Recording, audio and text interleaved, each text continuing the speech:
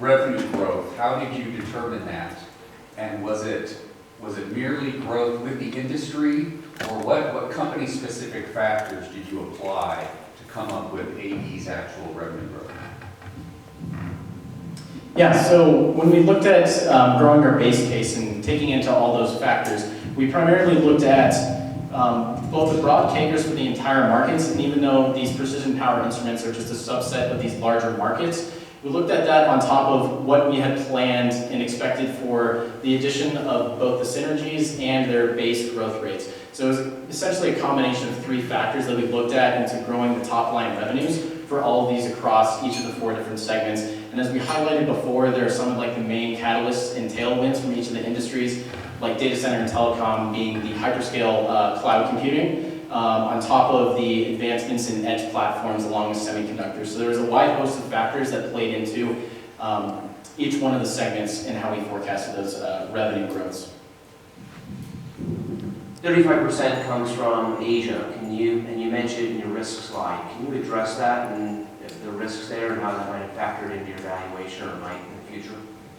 Yeah, so in the current climate now, as we have seen the coronavirus kind of capture more attention overseas in the Chinese market, we have kind of looked at that as a black swan event, and when we were analyzing the company as a whole, we definitely factored into how sensitive the company was to any change in supply chain distributions within China. So specifically, within the Chinese market, if we see a decrease due to the coronavirus or anything like that, and a continued longevity, you'll see some kind of impacts from what we believe in quarter one that are going to be offset by results in Q2, as long as these kind of events or any disruptions in the supply chain are evened out over time. Coronavirus, as we mentioned, we've looked at it as a black swan event, so it wasn't something directly that we looked at, but that is how we kind of analyzed the risks as a whole. Tariffs? Yes, so we factored tariffs into our base risks and essentially looked at how that is currently affecting these all of the different platforms and all the different raw material prices. And so since when we were doing our original analysis, we were definitely taking into consideration all of these different raw material prices at the time, and since then, some of them have been cut within the Chinese market against US goods, as we saw with the outbreak of the coronavirus. They cut some of those, and initially with that, we kind of elaborated more in depth on, I guess, these immediate impacts being a smaller part as they're more widespread across the entire globe.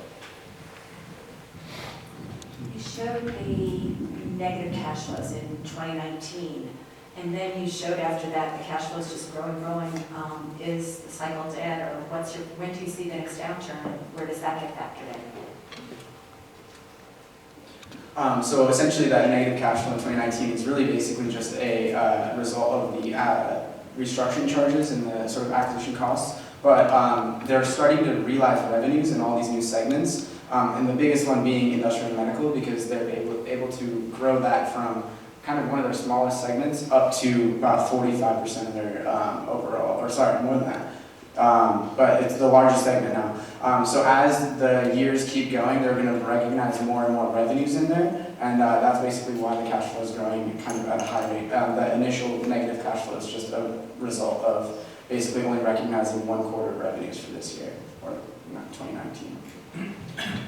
So just to kind of elaborate on that point, also a big reason for the Artisan acquisition was to diversify away from those 2 primary segments they were offering. So a downturn, if it does come, it won't affect them as dramatically as it has in the past, because they're diversifying away from the highly cyclical semiconductor industry.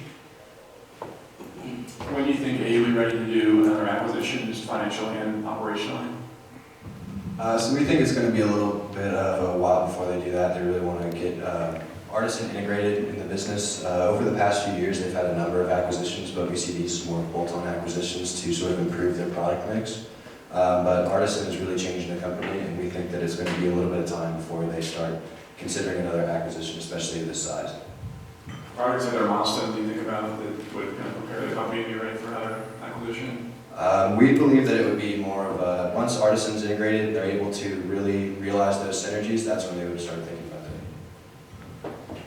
You mentioned they spend 2.6 times on R&D to competitors. Do you think that's a good thing or a bad thing, and why? We actually think this is a really good thing. Normally, it wouldn't be that great that an expense is that much higher than their competitors, but we see this as one of the driving forces between why they're able to maintain this edge technologically. They really see this as more of an investment than an expense. So the business model between legacy AE and Artisan are very different. Gross margins, operating margins, everything. Do you see a risk in trying to put together from a business perspective two very different business model companies? Absolutely, there's always that risk of taking two fundamentally different companies. However, they are keeping some of the senior management from Artisan on board to help with that process. And also the current leadership at AE has a history of strategic acquisitions and seamlessly integrating those with the previous bolt-on acquisitions they've done. So while that risk is there, it is mitigated by the experience of the current management team at AE and also their realization of keeping on those Artisan senior management to help seamlessly pull the businesses together.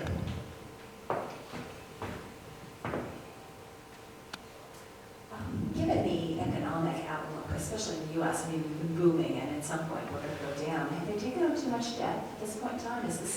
Is it assured they're going to be able to pay this back in a time down? So AE actually has zero net debt, meaning that they can use their cash to pay off the debt. They receive such a good rate on their debt as well, and they've never taken that debt. We don't foresee any future problems with that, even in a downturn in our US economy. AE has to compete with Asian competitors that have lower gross margins. How do you think about that as a risk just to the operating model long term, and how do they sustain high margins over time? So we think that AE's higher margins are a result of a lot of their operational management. A lot of the companies in Asia that we looked at are a lot larger and had sort of different product offerings that are a lot lower margin businesses. So we believe that even though AE's margins are going to decrease because of the Artisan acquisition, that they're still in a good place because they have a well-established presence in these high-margin businesses. On a PE basis, it's worth 74, you say on a discounted cash flow, it's worth 88. What do you attribute that difference in that gap to? So we attribute that gap being more or less driven from kind of our underlying assumptions. So when we were going through and building our discounted cash flow, we were looking at how all of these expected growths, especially with this massive increase as we realize the first fiscal year of all these additions from Artisan into the entire company. So we placed a heavier weight on the DCF because we felt that it contributed and accounted for a lot more of the potential growth with Artisan as a combined joint unit moving forward. And the PE multiple was used basically to supplement this in a way that we felt it still accounted for a lot of the drastic change that the company is going through, but it was more of a stable metric that we kind of wanted to use moving forward, especially for that relative valuation side of it.